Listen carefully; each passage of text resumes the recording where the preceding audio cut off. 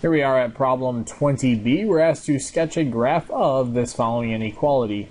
Now, we're trying to actually go ahead and solve this for like a y equals mx plus b type of form. So we're going to go ahead and start by distributing in this 1/2 into both the terms. And so when we do that, we end up then with y minus 3 is larger than or equal to 1/2 x plus 2. Adding 3 to both sides, we end up then with y is greater than or equal to 1/2 x plus 5. So now that we've gone ahead and put our inequality into a y equals mx plus b type form, we can go ahead and then graph the item. So our first point is going to be 0, 5, being our y-intercept, which is right here. And from that, we're going to use a slope of 1/2. So up 1 over 2, up 1 over 2. Now, because we do have a solid bar underneath, we should end up then with a solid line.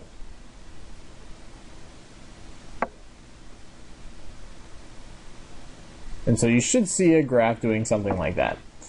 Now, because we have an inequality here, we are going to have to go ahead and test something to shade which region are we talking about, the bottom one or our top region.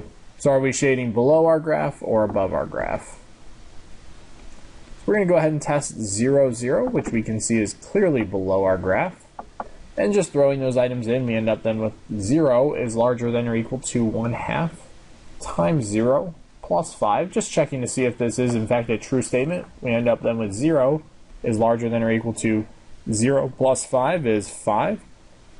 Is 0 larger than or equal to 5? The answer is no, it most certainly is not.